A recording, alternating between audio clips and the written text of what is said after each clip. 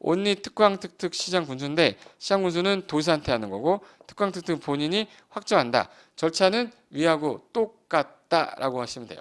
그럼 결론은 수리권자 관련된 것만 머릿속에 명확하게 넣어놓으시면 얘는 틀릴 게 없는 거죠.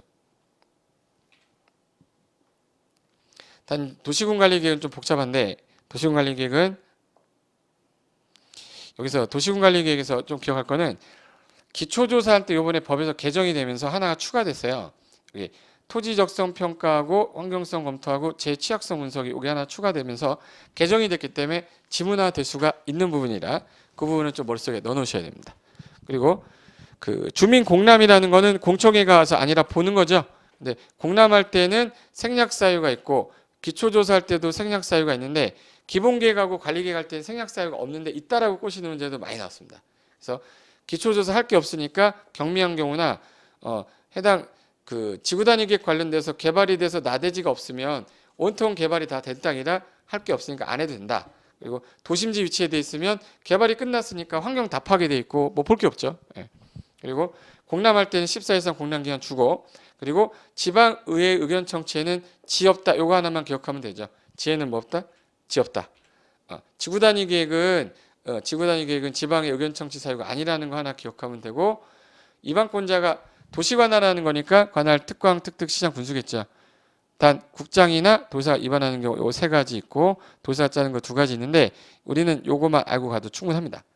그리고 원칙은 시도 대장이고 예외 국장인데 심의할 때 특이한 게 지구단위계획은 건축계획이라서 지구단위계획 관련된 거는 건축위원회가 나와요. 그래서 도시계획위원회랑 건축위원회가 공동심의한다는 거는 지구단위계획 관련됐을 때만 한다라는 거 아시면 되고 그리고 결정이 되면 뭘 그려줘야지만 효력 발생해요. 지정되면 고시함과 동시에 효력 발생한다. 그리고 결정 고시한 내용 송부해서 일반인들한테 뭐 시키면 돼? 열람시키는데 명문의 기간이 없는 이유가 필요할 때마다 와서 보라고 명문의 규정을 두지 않는다 이게 되는 거야. 그래서 이 세 가지는요 한꺼번에 자주 봐서 넘겨놓고 나중에 시간 날 때마다 자주 보시면 문제 푸는데 지장은 없을 거예요. 네, 지금부터는 이제 기본서가 몇 페이지냐면 해당 지역 내에서 광역도시계획만 자세하게 써놓은 거예요. 그래서 광역도시계획 관련된 거는 9페이지죠. 9페이지에 여기서 시험에서 나올 수 있는 거는 기초조사가 뭐냐? 안 나옵니다. 지정권자 하나 기억하고 끝내면 돼. 기초조사할 때 광역계획권 일단 지정해야 되니까 국장이나 누가 지정해요? 누가?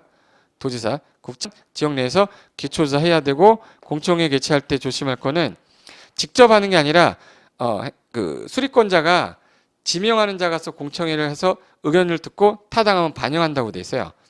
그리고 지방의 의견 청취도 마찬가지고 의미 없고요. 중요한 건 요 수리권자인데 여기 별표해 놓으시고 그럼 일단 앞에 어디냐란 말이 나오면 누구냐를 찾는 거예요. 그것만 하면 문제를 푸는 거예요. 광역도시계획은. 자, 같은 도에 있다. 그럼 누가 짜야 돼? 그 안에 있는 시장군수가.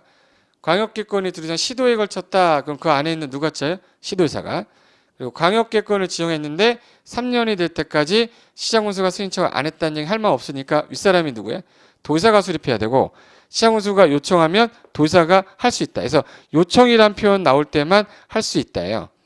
요청이란 말이 없으면 하여야 한다로 보시면 되는 거야. 그리고 국가계획 관련됐다 그럼 누가 나와야 돼? 국장. 그리고 광역계획권 지정했는데 3년이 지날 때까지 시도지사가 승인 청을 안 했어요. 윗사람이 누구야? 국장. 그리고 시도의사가 요청하면 윗사람이 누구랑? 국장이랑 같이 짤 수도 있다. 이거 할 수 있다예요. 수립할 수 있다. 그리고 시장군수가 요청하면 누구랑? 도지사랑 시장군수 공동 수립할 수 있다. 그럼 여기서 요청이란 표현 요거 나올 때만 할 수 있다고 나머지는 다 하위한다로 기억해 두시면 되니까 요 사람을 찾는 거는 앞에 있는 거 보고 찾는 거예요. 그래서 제가 한번 해볼게요. 같은 도 그러면 그 안에 있는 누구? 시장군수. 시도에 걸쳤다 그러면 그 시도에서 같이 단 3년 지날 때까지 시장군수가 승치 안 하면 윗사람인 도지사가 그리고 요청하면 도지사 짤 수도 있다. 국가계획 관련되면 누구? 국장. 시도가 3년 안에 승치 안 하면 누가? 국장. 시도 요청하면 누구랑? 국장이랑 같이. 시장군수 요청하면 누구랑? 도지사랑 같이 할 수 있다. 이렇게 하시면 되는 겁니다. 그래서 행정계획 관련됐을 때 이 부분에서 광역도시에 나올 수 있는 게 이 부분이고요. 그리고 이제 협의하고 이제 심의 승인 거쳐서 하는 거는 뭐 가능성이 크게 높지 않습니다. 자, 이번엔 기본계획 내용을 제가 잠깐 써놓은 건데 이거는 어떤 내용이 있는지에 대해서는 참고로 넣는 거예요. 한 개의 도시에서 일어나는 모든 특성, 현황, 여기 지역은 이런 도시는 아파트가 주택 유형의 70%를 넘게 차지하고 있으며 이런 도시 특성상 인구가 많이 밀집된 지역으로서 뭐 이런 도시의 특성에 대한 것들도 이제 짜고, 여기 지역적 특성이 뭐다, 경제산업, 공간구조 이런 내용에 대해서 방향을 다 잡아놓고 앞으로는 어떤 도시를 만들겠다. 만약에 도심과 주거환경 정비는 도시기능 강화를 위해서 수요자 중심으로 주거를 공급해서 미래성을 확보하겠다. 그러면 주거용지가 많아지게 되는 거예요.